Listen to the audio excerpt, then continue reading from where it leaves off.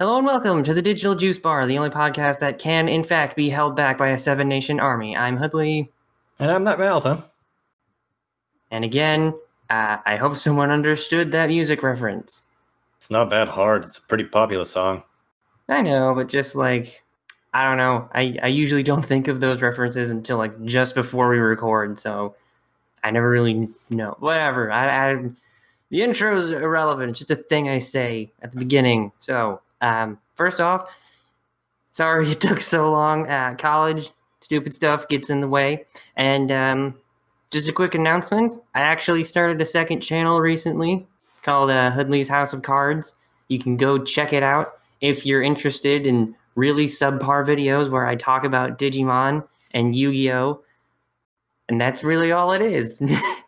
It's just a channel where I talk about card games. So if you subscribed for the Yu-Gi-Oh! Videos, you're probably not listening to this. But if you are interested in Yu-Gi-Oh! Or the new Digimon game, you can go check it out if you would like.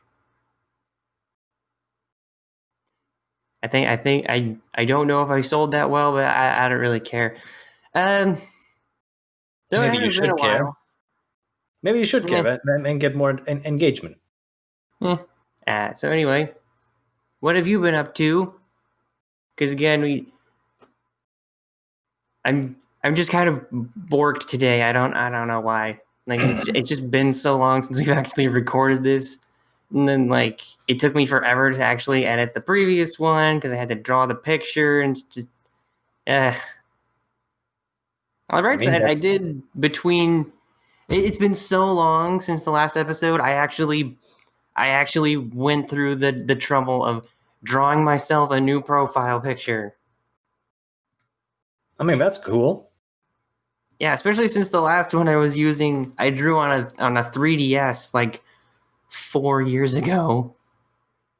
Yeah, if it works. It just always looked really lame, but I drew a new one. Yeah. So what have I been up to? I don't know, not much. A lot of gaming. This year is just a mess, honestly. Yeah. I just don't know what to do with it sometimes. Punch it in the face? That's not going to help it. It's a year. It doesn't have a face. Well, you could imagine it has a face. You could draw a face to represent 2020. Put it on one of those big punching bags.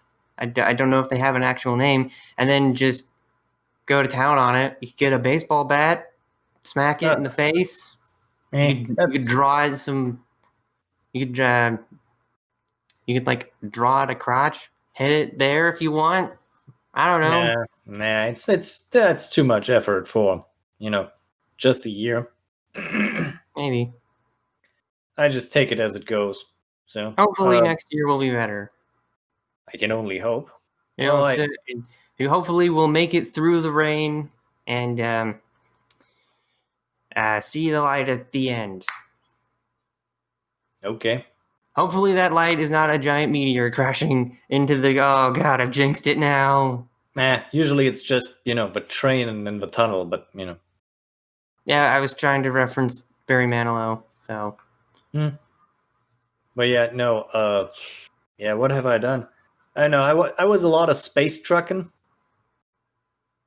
What is that? Elite Dangerous. Yes.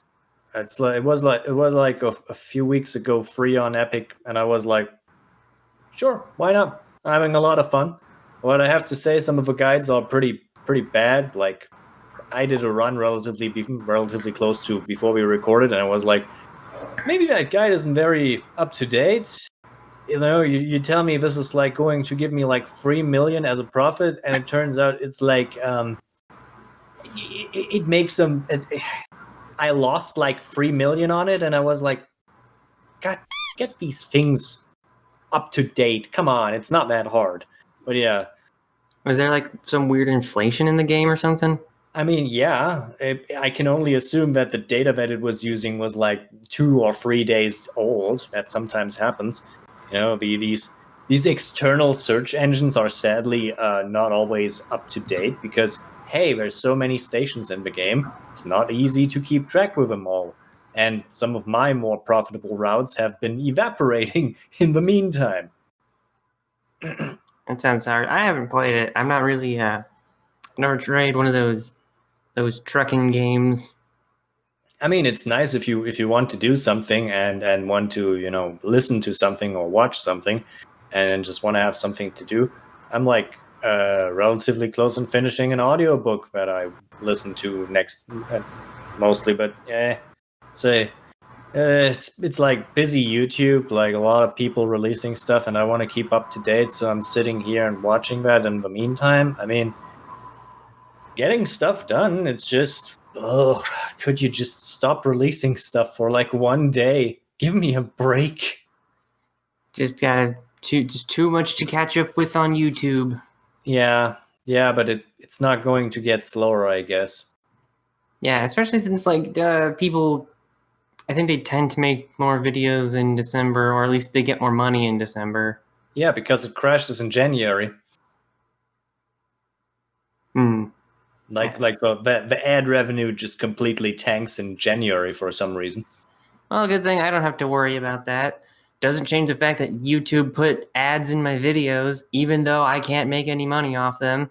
I mean, that's how it goes. That's how it goes. Just move on. I mean, I don't blame anybody for using an ad blocker. I use one myself because, hey, YouTube isn't paying me, and it's probably not paying you, so why care? Yeah, fair enough. Anyway, but so yeah, space trucking. It works. Space cowboy music going on with your space trucker hat. No, I don't have a trucker hat.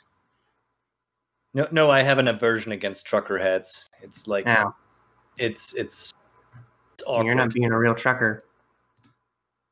Honestly, trucker hats are not so common in Europe on truckers. They don't like to wear. That's a thing we have here. Yeah, that's mostly something that you have. It's not something we have. Like our truckers are just, they don't wear most hats. They customize their rigs pretty much. Like you have name signs and they use lighting and stuff. I'm pretty sure we have a show that's like Pimp My Ride, but for trucks. Sure, probably. I don't know. I'm pretty sure we do. But yep, Pimp My Truck. Sure. It had 5 seasons. Of course it had. This place is terrible. I didn't know. We made fun of that. I remember that one of the comedy shows back in the day when Pimp My Ride was all the rage. They had a segment called Pimp My Wife. Oh. Yeah, it was as bad as you think it was. Oh, that sounds. It was awful. It was awful. And honestly, sometimes the awfulness is the point. I mean, Jersey Shore lasted for like how many seasons? I think it's still going on. I don't know. I that is one thing I do not want to look up. It's like that's like a time dilated circle. It never stops. I just don't want to think about that. Let's keep talking about space trucking. Yeah, but what exactly do you do in Elite Dangerous? You just like go from one place to another. Is it like those like Euro truck simulators, but in space? No, not really. I mean, you can technically do whatever you want. Like the 3 big things that you can do are combat, and 4: combat, trading, mining, and exploration. That are the 4 things that you do. And combat is just you can do like 2 things. You can take jobs from people in stations that want to see like, okay, you have to get this guy off our ground, or kill enough from that group till we're satisfied. I don't know. They call these massacre missions. Very tasteful. Very tasteful. Then you can of course trade, just buy goods and hauling them from station A to station B. That's what I'm doing because that needs like 0 brain space. Space trucking. Yeah. Space Commander Yahtzee, hero of shopping. Technically. Then you have, of course, the mining operation that you can do like either with mining lasers or just put specific drones on to haul a lot. That's very profitable, but you're a sitting duck while doing it. And a few times I tried it, I got shot out of a space and lost like 3 millions. And I was like, nope, not doing that again for a while. Okay. And then there's the exploration part, where you're just basically going system to system and just collect data. Like you jump into a system, you scan all the planets, you maybe map them out with a surface drone, and then you move on. And when you have enough data, you have flown far enough, you sell them to the cartography department, and then you get paid. And Okay. that's how it goes. So you can go everywhere. And consider this.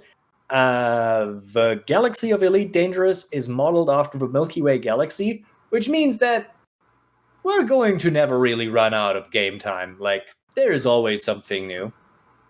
It's also slightly dynamic. So, like, for example, I was hauling food for a long time between two stations, where one of the stations like experienced a famine. And I did that long enough that the famine just suddenly stopped. I'm like, okay, I get it. You solved their world hunger. Not really. I mean, I got a lot of money out of that. I did not solve their world hunger. I assume that So just everyone died. I assume that happened, and they just got a new bunch that's not that hungry. I guess. I also donated a lot of that stuff. Like, you have options to donate to these factions if you have something, like if they say like, oh, we want food cartridges. Like, okay, here, have some food cartridges. I don't mind, as long as I still do a profit. I give them what I wanted. That was very nice of me. But I can't do that anymore because the station I was doing that with doesn't have landing pads for large ships anymore. So, Huh. yeah, That's weird. No, they didn't not have that. I just upgraded from a medium to a large ship, and they don't have the landing pads. So That's what you get for supersizing. yeah, but I can haul a lot more cargo. Now I try to actually get a lot of influence over the Empire, the Roman Empire in space that seemingly has slaves. And is actually pretty bad. But I want to get on their good side because they have the largest hauler in the whole game, and I want that hauler. And then I just switching sides to another faction, just saying like, no, I just using You're your just hauler. like, okay, thanks, bye. Thanks, bye. I'm not going here. I don't want to haul your slaves. You can actually do that. You can actually just stick to hauling fruit. You can take advantage of the empire that utilizes slave labor, but as long as you're not actually working for them and you're just using them to get a bigger truck, then I'd say you're still in a morally superior position. I don't know. Fruit hauling has its own complications. Have you ever looked into the what's the name? Let's not dwell on that. Like, there is a fruit company, the American Fruit Company, I think, that was really bad. Like, Dole? oh boy, were they? Was it Dole? No. I think they called the American Fruit Company. I think they called themselves. Wow, that's They a were very really unimaginative name. Yeah, they're really bad. They supported a lot of pretty bad dictatorships over the years. Yeah. That's like such a weird thing to pick. I mean, they called it banana republics for a reason. I see what you did there. I did not do that. That's not my doing. Wait, is that an actual thing? Yeah, that's actually a thing. The Banana Republic is like dictatorship sponsored by fruit companies? Is that what that means? Not always, but there is a specific one that is done like Is the Banana Republic like clothing brand or store chain, whatever they are they sponsored by dictatorship? I don't think so. That's just a brand. No, but I remember that I think the brand of Chiquita is related to one of these dictatorships, and it's very disturbing. The shady world of big fruit. But yeah, so that's disturbing. So yeah, even food hauling has its negative sides. That's why I, went to minerals, but I just don't want to think about blood diamonds. Blood apples, It's just blood bananas, blood trade nanas. is a very dirty business. Yeah. Anyway, but yeah, I'm having fun for a game that is free. I have sunk a lot of Free? hours into. It was free. Oh, Yeah, because you got it on like a yeah. special Epic deal or something. Epic Games had this for free a few weeks ago, and it was Oh, like, yep, I just hang picked on. that. I pick a lot of the free games that they have, like right now, which is kind of useless for the people when they listen to that. They have like a Pillars of Eternity and Tyranny available to them. Both two games that I definitely like, both for free, which is useless for the viewers because they're usually getting this like a week later. So it's probably gone. Sad, but yeah, that's one thing that I've sunk a lot of money, not money, time, and no money was sunk into this. Except the money you spent on your trucks. Yeah, but that's virtual currency. That's not really the case. I was about to say that, but okay. Hey, I mean, what is money, man? It's just made paper. up. Or tiny round pieces of metal. It's just made up, man. We don't need money. You just need to share, man. We need love, man. We'd all just live in peace and harmony, man. Anyway, wait, let me try putting on Tommy Chong's voice. How did it? I can't remember how to do that voice. I used to be able to do Tommy Chong's voice, but I can't do that anymore because I forgot how to do that. Well, it sometimes happens. Yeah. It happens, man. You remember Tommy Chong? I don't have an image. I don't remember. The Cheech and Chong movies? He was Leo on I never that 70s watched show. these. I never watched these. I don't know. Oh. I don't actually know these. All right. I watched the Harold and Kumar movies. That was a waste of time. I heard they were funny. The first one is okay. The second one is just what the hell? All right. I don't know. But yeah. I wish you luck in your continuing adventures as a space trucker. No, I have nothing more to tell. I'm just sitting here losing my tan because I'm sitting indoors. But yeah, I think that's the most important thing that happened lately. I don't know. Neat. And you? What have you been up to? Oh yeah, I have been watching one anime series just like because I need to make use of my Crunchyroll subscription, and now that I'm on break, I can actually watch more when I'm not trying to make videos, which is I have a terrible habit of just way too many hobbies and just too many time-consuming hobbies and not enough time to spend on all of them. But I've been watching Yowamushi Pedal. That's the one that I've been spending a lot of time with since we last talked. Mm-hmm. You ever hear of it? I don't think so. It is an anime about bicycle racing.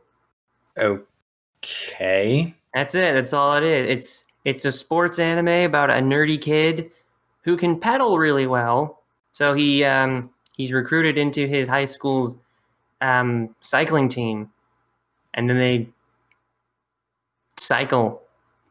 You know, anime and cycling only brings Golden Boy to mind. Yeah, or Pokemon, depending on. No, that has no cycling on it. That has only the destruction of cycling in it. It still has bicycles, but in the show, the main character is an otaku named Onada Sakamichi, and he has no friends. He just doesn't have any friends. But ever since he was like thinking 5th grade or something like that, he would ride this like rundown. They call it a mommy bike, or it's just like a chore bicycle. It's kind of heavy. It doesn't go very fast. It's kind of a pain to actually ride. But like twice a week, or like at least once a week, he would pedal, I think like 50 kilometers. 50. He would pedal to Akihabara in like 2 hours. I don't remember how long it would take. And because he was doing that for so has really good stamina, and his cadence, which is just how fast he can pedal in like rhythmically, is really good.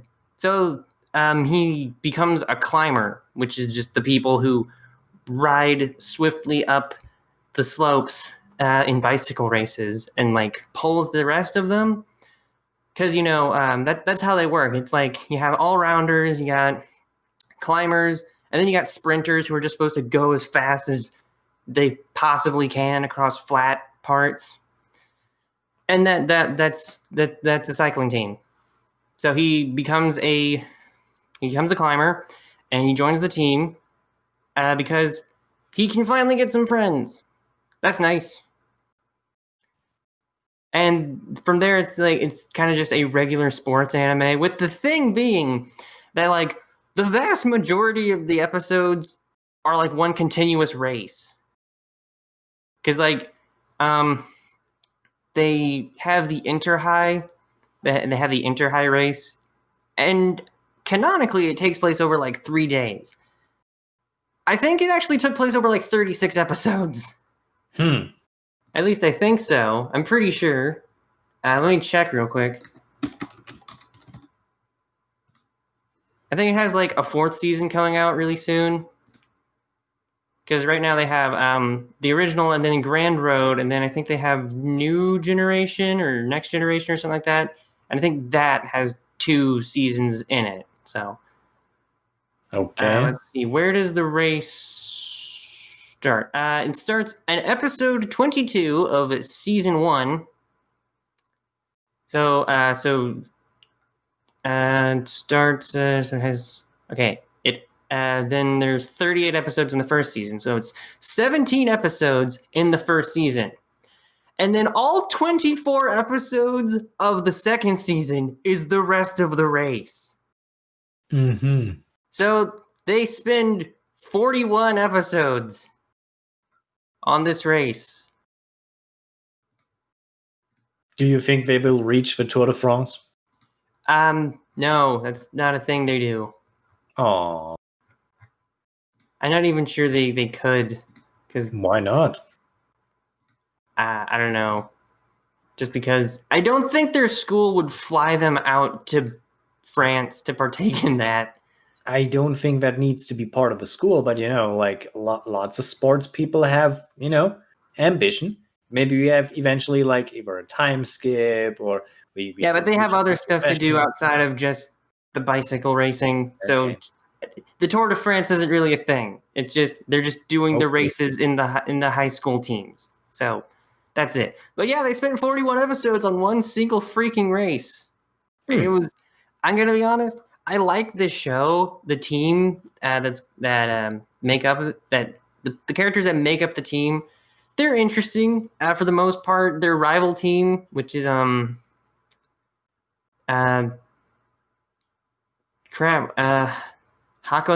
Yeah, Hakone Gakuen. Their team I like less just because they have so many characters on it that I'm just like, oh my gosh, will you shut up? There's this one guy who's their sprinter. All he does is his whole thing is that he has really good abs. And that's it. Like he is a muscle head to the most ridiculous degree where his little like the character trait he has where he just like exclaims something, he just says abs. And when he's actually like pedaling, when he was sprinting, when they did that I can't remember if it was the first day of the race. It was probably the first day of the race. Where he was racing 2 of the members on the main character's team. He was just going like abs, abs, abs, abs, abs, abs. That was actually what he was saying. Okay. And you're just like, dude, shut up. I don't care. And no, I don't care that you named your pecs Andy and Frank. You're creeping me out. Just shut up. I hate you. He was terrible. He was so annoying. And then like he has this, it's kind of like a spider sense, but his pectorals. And it's just like, I don't care about this guy. He's so annoying. So I really hated him. And the annoying thing is like he was supposed he's in a decent number of episodes because he's on the rival team. He was like my least favorite out of them. And then they had one guy who just kept eating, like the entire time. He's always eating. And I'm just like, why are you eating? Where are you getting all this stuff? Why are you, every time you see him, he's eating, which was at least kind of funny. Is like, okay, that's kind of chuckle worthy, I guess. And then they have the self-absorbed ladies man, who isn't actually that popular with the ladies as he likes to think. But the rival team I didn't really enjoy very much. Like, a couple other characters are fine. The main characters team was actually pretty cool. They got Onoda, and then they have the third years, because in a sports anime you have to have third years that are going to be graduating soon. The senpai. I think the movie is actually, they do have a movie. It like follows right after the inter-high race. One of them graduates, and he's not in the team anymore. So that was kind of neat. I haven't finished the movie yet. I have it on my watch list, but that's neat. The main climber is like Makishima. He has really long green hair, and I'm gonna say this now. Like, I like him as a character for the most part. He's kind of this like laid back kind of sadistic dude, but not like super sadistic. I don't know, but he has this weird thing called the spider climb, where you know what dancing is, right? Like when you pedal a bike and you tilt it from side to side, that's called dancing. So they can like build up a better pace. He does that, but he like tilts it very extreme, like to where it's a much lower angle to the ground, if that makes any sense. And he just kind of keeps going back and forth with it because he has very long limbs, so he's able to do that. But it just looks really creepy because since it's a show, a lot of the bicycle racing parts are actually CG. Mm-hmm. That would look. It looks very uncanny, especially when his like super long green hair is also, flowing in the wind, because it just looks very uncanny and weird. So while I like him as a character, that part just looks creepy. And then the rest of the team is neat. I like how Onoda himself doesn't feel like a main character. He feels like the guy who's also there. And then his two best friends, Naru and what was that one guy's name? Ima Izumi. That's it. I think it's Naruko and Ima Izumi. They're like the typical shonen anime rival people. Naruko is this super hot-blooded sprinter dude who just always wanted to be the best. And then Ima Izumi is like that super cold, almost analytical dude who's also very passionate about the sport. And they always just butt heads, despite the fact that they're pretty much the same idiot. They're the same. They're just as stupid as each other. But I like that kind of dynamic because they are very much alike, but they feel more like the main characters rather than Onoda, because Onoda is just this like super chill guy. So that's a nice dynamic I like. The main villain I hate, Mitasuji, is freaking creepy. He's like, I don't know, like 6 feet tall. He's like skin and bones. He has super long limbs and like super round eyes that kind of look like they just kind of bug out at you. And these ridiculous teeth. Look up a picture of Mitasuji from Yomushi Pedal real quickly. And he's just always, he's kind of bug-like, but also he's like lizard-ish. I don't know. He just feels very unsettling to be around and just see on screen. It's just like, oh, why are you here? I mean, I get why. I don't know. Like, a lot of the characters I'm kind of like on and off about. Like, I like some of them, and then I'm like, go away, please. Just, I don't like you, or your stupid quirky character crap. I don't like you at all. And then the fact that the entire race is like 41 episodes, and then they have a movie, and then they have 2 more seasons. I'm going to watch all of it because I did like it. It's just this weird place where it's like, I enjoyed it enough where I wanted to finish it, but I was kind of exhausted by a lot of it. So I'm not entirely sure. I did enjoy it. I do recommend it if you're into sports anime, because it is it is a pretty typical sports anime. You know, you got your noble senpai graduating next year. You got your newbie kid who doesn't know how anything works, so he's supposed to be like the surrogate for the audience, but he has like untapped potential that makes him absolutely perfect. It's really good. Well, it's good if you're into sports anime. There are some really funny parts about it, like how the main character, his favorite anime is like this really stereotypical kind of magical girl thing. Mm-hmm. And one time during the race, when one of his senpai was not like feeling super well because he like super wore himself out the previous day, they started singing the theme song, and it's like hime hime hime zuki zuki daizuki, and it was just a super ridiculously happy song. It was being sung by this giant hulking bull of a dude, and it was just really funny to see. It does have a lot of good parts. I like the character dynamics. So Yowamushi Pedal, I do recommend it. I'm looking forward to the next season, especially if it's going to be on Crunchyroll because that's what I pay for. But just know what you're getting into. It's an anime based on a sport that is notoriously very long to watch. So just know that going ahead. How long have we been talking?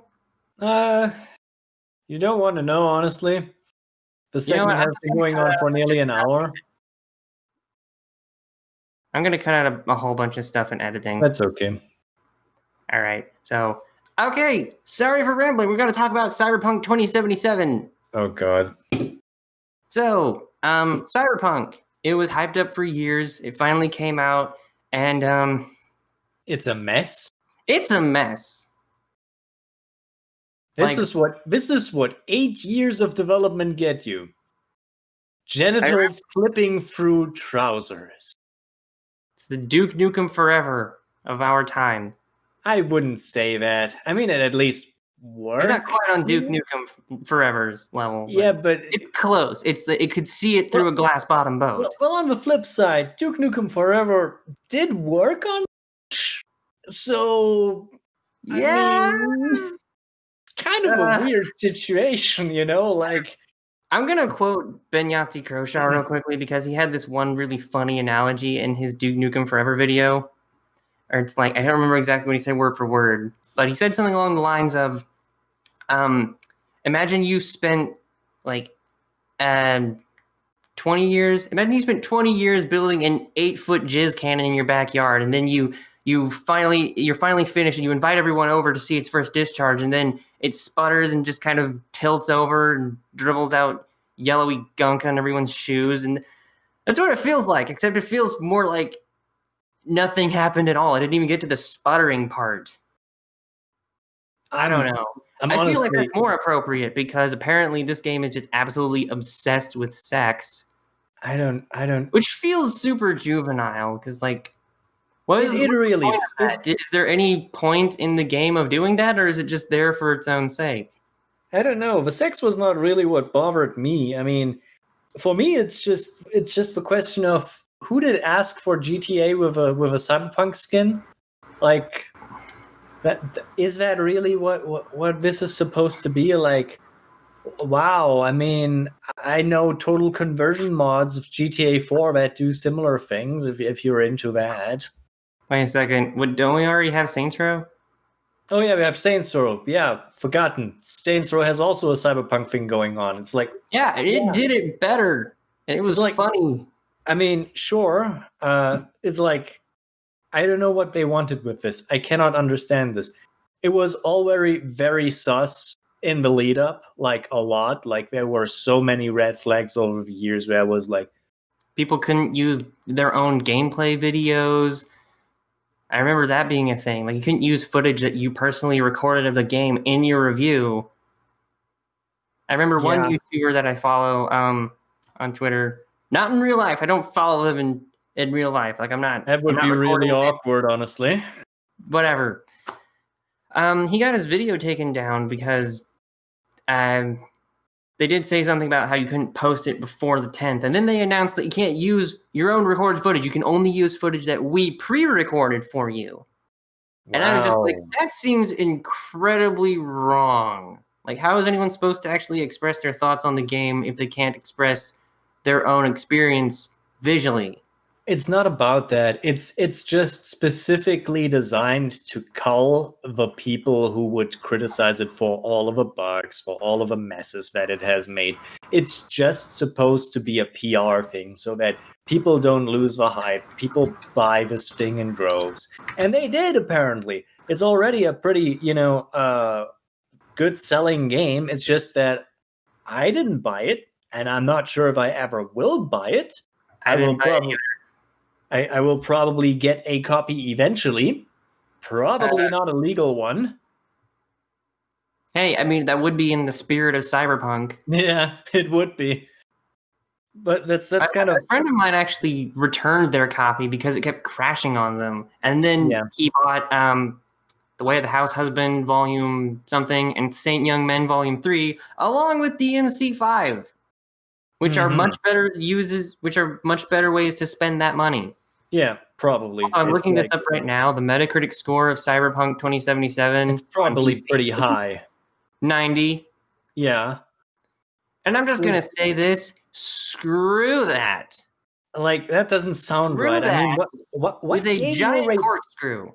Like, what game were they playing? This game is just not working. It's like Skyrim all over again. Skyrim is a broken, buggy pile of just absolute nonsense and madness that people defend because they like Bethesda and they think, oh, that's charming, oh, that's cute. I remember seeing like reviews of ports for Skyrim acknowledging that there are a lot of bugs and that it is kind of a broken, ramshackled pile of just garbage. And then they were like, 10 out of 10, it's perfect, just absolutely flawless. And I feel like it's the same thing here, where they earned a lot of goodwill from stuff like The Witcher, which is probably mostly coming from the third game. I played the third game. I didn't really like it. But honestly, you misinterpret this. Like here's something that you have to understand about games journalism.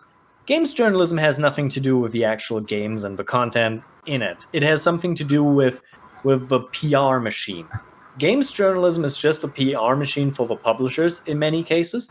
And it's a system where you don't bite the hand that feeds you, because if you say something that the publishers don't like, you get blacklisted and don't get review copies anymore.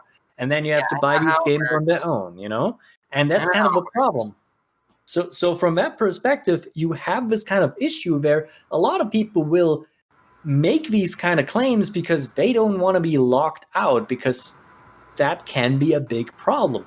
So you will have to wait for the people who analyze the game a little bit deeper. But at this point, I'm not even sure if you can do this, because it's just too buggy. Like, usually you would have to wait for a game like that for at least 6 months to see that they have quelled most of the bugs before you can even approach it in any sense. And I'm pretty sure they have a lot of post-launch content, like with The Witcher 3, they had a lot of DLC coming out. They probably have planned this out ahead. So you can imagine that they probably will, for the next 2 or 3 years, try to make this game what it's supposed to be. So at this point, I'm not even sure if you should buy it 6 months down the line, because it will still be different. And even then, I don't really feel like this is a decent Cyberpunk game in the first place. Like, it's very removed from all of it. Yes, it has the aesthetics, but beyond the aesthetics, I haven't seen anything. The plot is seemingly just an endless gang war constantly posing out, and that's not really Cyberpunk. I mean, it's part of it, but not the most focused. Isn't Cyberpunk about rebelling against the system? I mean, not necessarily. Cyberpunk is mostly about how corporations are very powerful, how they take over precedent over states, and that in that pursuit of profit, they hire people to do terrible things. Dystopian sci-fi. Yeah, it's dystopian sci-fi. It is. And the problem is, yes, you will have gang wars, but these gang wars are usually incited by the corporations by enforcing massive people. The gangs usually are a protection system for the poor people to join them so that they can make any kind of money to have a survivable environment, because corporations can just say, no, we're not hiring you, or we're hiring you so much that you are fully dependent on us, that you have to buy in the company store, that we basically own you. You are a wage slave at that point. That's something that is very integral to the Cyberpunk story. And none of that seems to be happening right about now. And I'm like, you spent 8 years on developing this and wanted to make the greatest Cyberpunk game of all time, and you don't missed even get the point. The basic thing about Cyberpunk. I don't think they don't know these pieces. They have openly spoken out against some of these elements. Like, we have that, then they antagonize the trans community because transhumanism is part of the Cyberpunk ethos.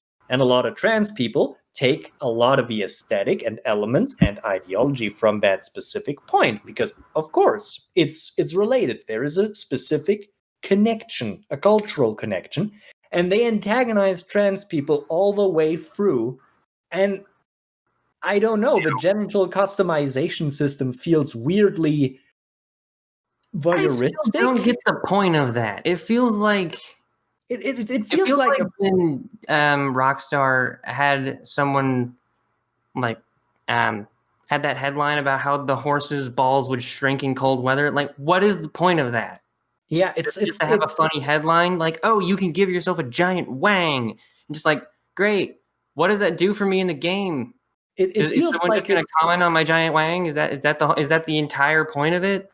It's really just feels like a very misguided punchline to a very misguided joke that we are just all not cued in. On top of that, it just feels like a very cruel punchline to something that is not intended to be like all that great. It feels so juvenile. That's what I was about to say. It feels like a game that was made by with the mentality of an edgy 14-year-old from like 2006 or something. And it's so odd, but we haven't even seen the most important part is that we haven't even seen how far it goes. Like I'm not going to play it, but I get to look at a lot of that, and I get a lot of that from the second hand. Like, I'm in a Discord with a lot of people criticizing the game, and one of them plays them and is very distraught and completely shocked. Like, you would expect in a game like this, for example, that the police would eventually become a problem. Like, you're making a gang war. It's very likely that the police will show up. But here's the thing. You can't shoot at the police. You can literally not shoot at the police in the game. The game treats them like allies, and when you aim at them, the gun will go down. You will not be able to shoot them. Can they shoot you? Yes.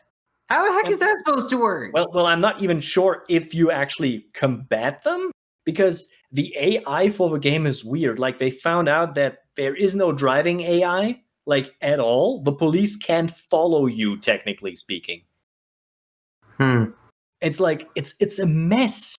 And we haven't even seen where this game is going. Like, we have only seen, like, the first few hours, because as of this point, it's, like, only out for, like, 3 days. So a lot of people will not even gotten through most of the content at this point. So they had to keep that quiet because they kept saying stuff like, you can't use the gameplay footage in this thing. It's like they're barring anyone from talking about it because they don't want anyone to know not exactly what's in the game and like spoil it for other people, but it's like they don't want people to know how badly they screwed up. That's what it feels like. The actual thing, the worst part about it, the thing that's worse than wasting Keanu Reeves is just that they worked their employees so hard. They crunched to an unbelievable degree to get everything done. And I know that is an unfortunate standard practice in the gaming industry that really shouldn't exist. We should unionize or something like that. Yeah. And guess what? Supergiant doesn't do it. They like mandate vacation days. Like, you got to take at least 20 days off a year, which good for them. Pretty much everything they've made is like just out of the park. They won Best Indie Game with Hades. They've made stuff like Bastion and Transistor and Pyre, which I still need to play. Honestly, I don't know why I want to play Pyre. Honestly, I think like Hades should be Game of the Year. Honestly, like I mean, I think It's 13 just that Sentinels should be, good. but I don't know what the development of that game was like. I feel like it wasn't as bad as Cyberpunk or The Last of Us. No, but it had. You have to understand that Hades, for example, is a game like they had an early access for over a year, so they had a lot of time. They could do this and also collect funds while doing it. Like that's kind of how they did it. So it's not that they were under massive pressure.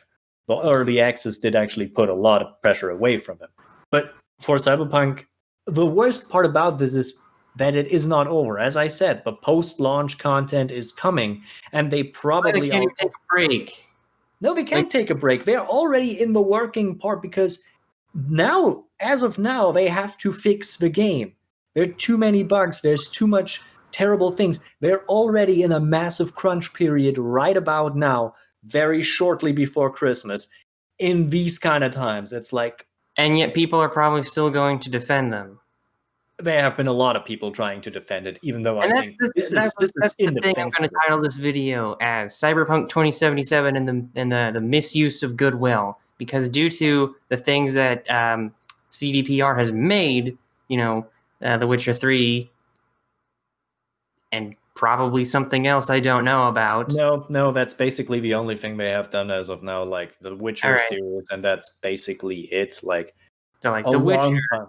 The Witcher series. Thanks to the Witcher series and The Witcher 3 actually, again, being something that took a lot of crunch and pain and turmoil to actually make and put out there, people like it. So it's like Skyrim. People are just going to forgive Bethesda for everything they do until they push it too far in the event of like Fallout 76. And they're just going to be like, okay, But no, even that's a, Bethesda, but even you've been taking the piss for far too long. We're not going to give you any more free passes. No more get out of jail free cards for you. And then this feels like the same thing. Like they made The Witcher, and now people were so hyped for Cyberpunk because of The Witcher. And then it comes out, and it's just honestly, what the heck Ken, happened? And then people are still going to defend it because it's CDPR. It's just this wonderful company. Yeah, sure. Oh, they work there. They basically torture their employees to actually make a game that didn't deliver on anything that it said it was going to, and feels like some overly indulgent 14-year-old rapidly doodled fever dream. Okay, fine. Sure, that's fine. As long as we get to play the game, that's totally fine. It's totally justifiable. And I feel like that's kind of a thing that we need to stop in general. And also, we yeah, need to stop it with Nintendo. I try not to bring up Nintendo every single time, but stop giving Nintendo a free pass. They don't deserve a yeah, free pass. yeah. After everything they pulled, especially recently with, the DMCA takedowns of like 3 games worth of music soundtracks. They don't deserve a free pass.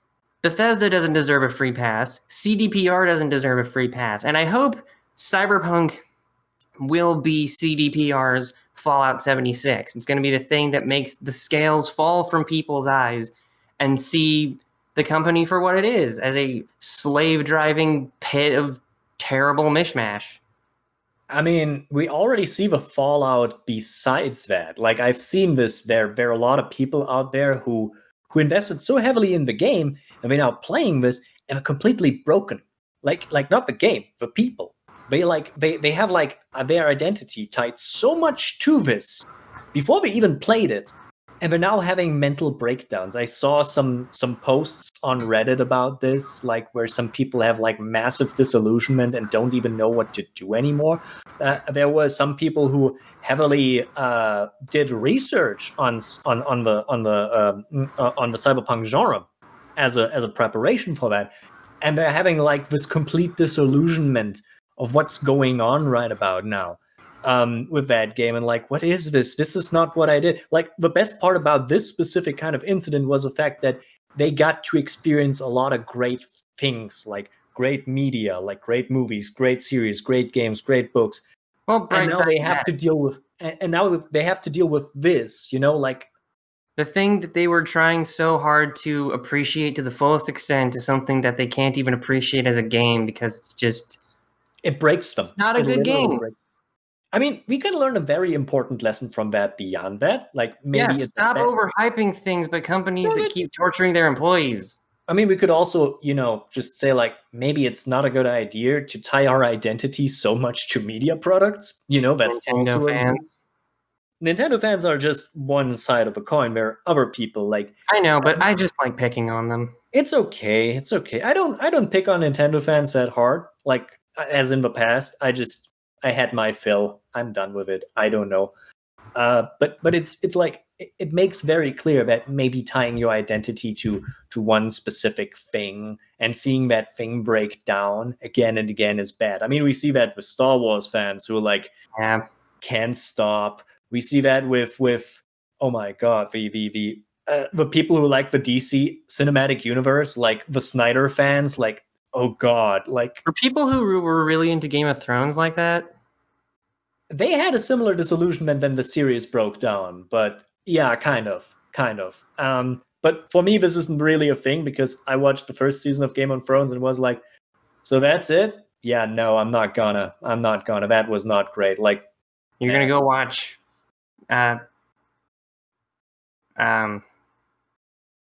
One Piece. Let's just name One Piece. One Piece.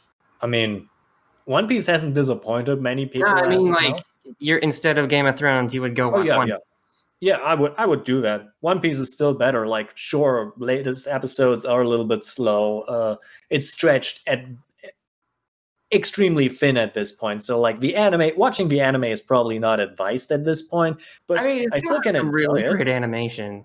Yeah, that's true. So for that, it's of course there, but it's not that I have to tie myself. I'm not going out there and call myself a straw hat like some other people. But should it break down, should it fail, I'm prepared for that. Like, I'm not saying like, oh yeah, that happens. I was like, yeah, the workload of Oda would eventually like break him. I was prepared for that. Like, that's to be expected. I think he's still doing pretty well. He's still doing pretty well, but I think he's a maniac. I mean, the best kind of maniac, probably. He's an outlier. But he's an outlier. He can do that. You can't expect that from anybody, and that's kind of the point. But yeah, we can learn a lot from these experiences if we don't do that. I mean, I always recommended, like, I have been saying that since like 2011. We shouldn't buy into the hype so heavily, because hyping something up that doesn't even exist yet is usually a good sign. Is usually a good way to setting yourself up for disappointment. One of my friends DM'd me on Twitter, and they said they remember me saying a while ago that I didn't expect Cyberpunk to launch very well. I was right, and yeah. I don't even remember saying that, but they said I said it like 2018. But it's just it just feels like a game that everything would just catch up to. Yeah. All the pain and all the suffering and all the terrible management, terrible development process, the terrible just everything surrounding it. It would eventually culminate in something that just didn't go well. Even if everything went well and it was functional. Yeah. I'm not entirely sure that it could still live up to the hype that people expected, because I'm not sure. Probably not. If the base product, if it functioned perfectly, I don't know if it would actually be what people wanted.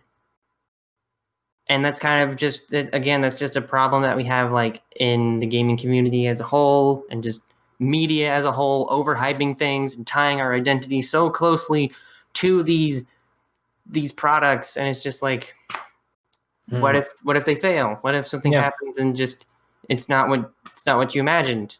Because, like, next year we're getting The World Ends With You 2, or the Neo The World Ends With You. They should have called it The World Ends With You, TOO. That would have been really funny, but oh well. Now, The World Ends With You is like my favorite game ever. It's in a 3-way tie with Persona 4, Golden, and Ape Escape 3. I don't get hyped, but I'm really looking forward to that game because I've been waiting very long for a sequel to that. And I'm going to follow it, and I'm going to see what is going on with it. And when it comes out, if it's good, cool. If it's not what I wanted, I know it's not going to be what I wanted, because, again, it's a sequel to, like, my favorite game ever.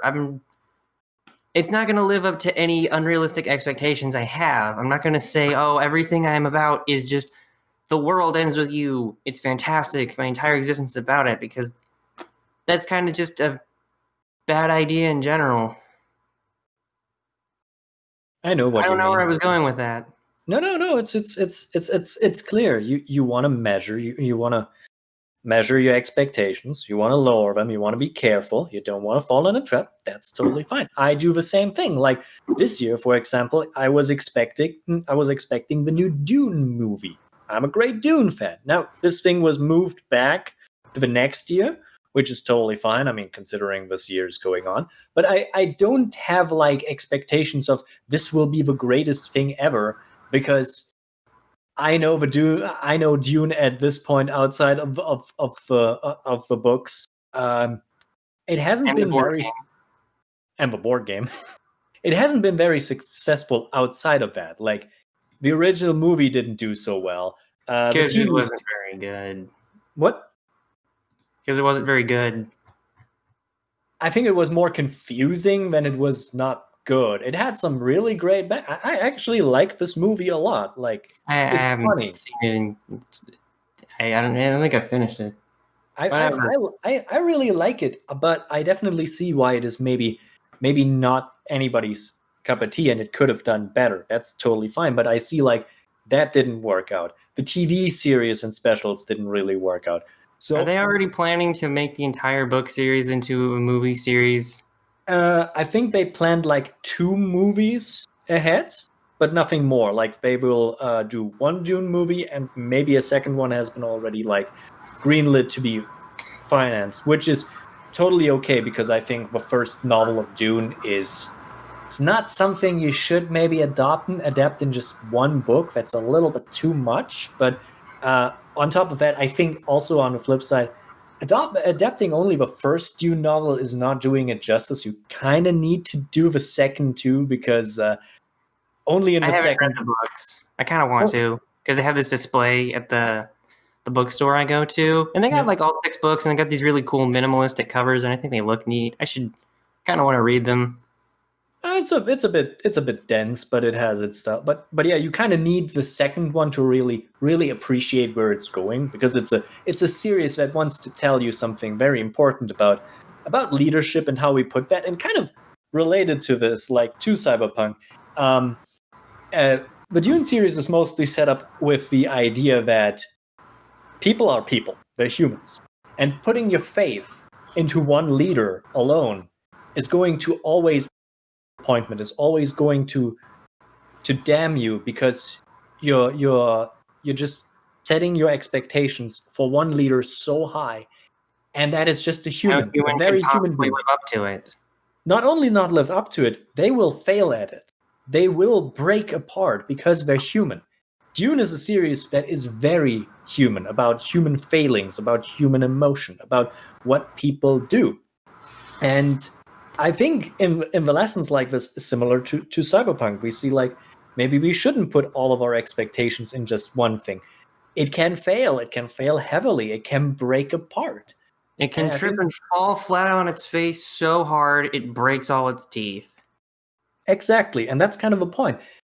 I don't think necessarily you can completely adapt that metaphor, but the point is, I know. I just like hyperbolic analogies like that. yeah. But the point is, we need to be careful with how we consume our media, with how we approach media, with what we allow and what we don't allow. Like, I was already aware of a crunch. I was clear, I'm not going to buy this, at least not in any capacity that benefits the developers, because why would I? They have Embrace abused the these people. cyberpunk style. Just pirate it. Who cares? It's just, I'm just not going to give them money. Even if you buy a used copy, you're not giving the developers any money. Like, you can do that if you want. That's Yeah, that'd be totally fine. fine. That's Like, the thing. That's the thing I say about if you don't want to support a game company, just buy a used copy if you really Yep. want to play it. It's like, I mean, it's not that you save GameStop with it. They're gonna die. You can at least go to like local game stores. That's what I You do. can do that. That's totally fine. Like they get the full profits of used sales usually. So that's sometimes useful if you want to support your local game stores. That's fine. On top of that, that's really good for like things that you're curious about. Like Like, honestly, I want to say this. Like, I'm really interested, honestly, in Assassin's Creed Valhalla, but I'm not gonna want to give Ubisoft any money on that. Yeah, Ubisoft's a terrible company too. Yeah, The AAA business is just full of terrible companies. So I don't want to give them any kind of money. So I'm probably getting in a few months maybe a used copy because I know my PC is not gonna run it. So I'm Yeah. probably getting a used copy for PS4, and I'm fine with that. And I can recommend that. On top of that, this is like a really good moment to try out a lot of different games that aren't Cyberpunk. Like Yeah. So maybe Cyberpunk's terrible. Good. You have a lot of other games you can try. You could play Transistor if you want. That's by yeah. Supergiant. You can play Jet Set Radio. That's kind of Mhm. Cyberpunk. That's a really good game. I like that game. You can play the free Shadowrun Return games like Yeah, you Shadowrun can do Returns, that. Dragonfall, What else can Hong you play? Kong. I'm just gonna look on my screen right here. Let's see what you can play. Right now There's on Steam, you can play Graveyard Keeper, not necessarily Cyberpunk, but I'm just listing stuff I see. You can play Chroma Squad if you want the tactical option thing. You can play Metal Gear Solid if you want. yeah, Just don't give money to Konami. like Metal Gear Solid is also a pretty Cyberpunk series if you think about it. Like Yeah, it is. Especially no, Rising wouldn't be. No. no. Actually, that's not very far ahead. I think there is a lot in Metal Gear Rising: Revengeance that you could use for Cyberpunk elements. Even though a lot of people are not okay with like the travel that Raiden takes, but honestly, I have an interpretation of Raiden's character in this game that makes a lot of sense. It's just for a lot of people that is a little bit far fetched or maybe a little bit too extreme. I personally kind of like it. Maybe we'll talk about it on another episode. Yeah, we can talk about that another But day. like that's a good lesson. Like in Cyberpunk, it was the thing that people saw. And they had good faith in CDPR. Like in their eyes, they were the new Bethesda. They could do no wrong, even though they did wrong. But they're not going to acknowledge they did wrong. So then they were just got super hyped up for Cyberpunk, and they kept seeing all this stuff. Keanu Reeves is Keanu Reeves. So yeah, and he was going to be involved in the game, and then they just saw more stuff, and they kept getting more hype, and there were memes, of course, obviously, and then There's there was always hype, and there memes. was more hype, and there were things to get people hyped about, and people kept hyping it up and over, and then it came out, and just like,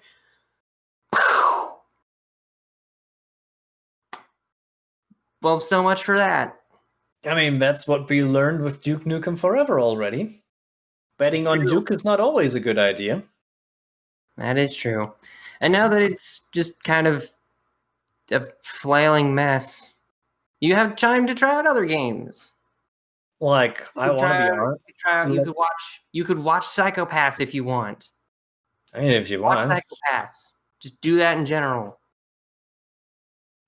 I don't know. I'm like, I want to be honest. I have some gaming plans that now are probably the best time to actually execute. Like, who cares if Cyberpunk failed horribly? Like, you're upset by that. I can understand that. I don't think I can really relate to that because I've never really been disappointed by a game, except maybe that one was fine. So just do something else. If Cyberpunk isn't the thing you wanted, then don't give it your time. And don't give it your time. Don't give CDPR your money. Of course, if you don't give them money, then it will just end in a situation where they probably have to fire a lot of their staff to make up for costs. That's not going to happen. I think one of the things that you forget is that CD Projekt is the owner of Good Old Games. They're making a lot of money. They are? Also. Yeah. That's weird.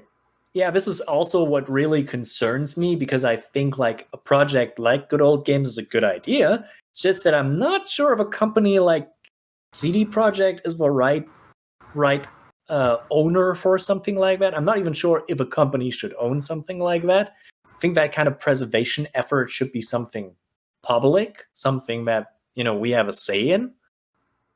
Something like Itch, I guess. Yeah, something more like Itch, I think. But But yeah.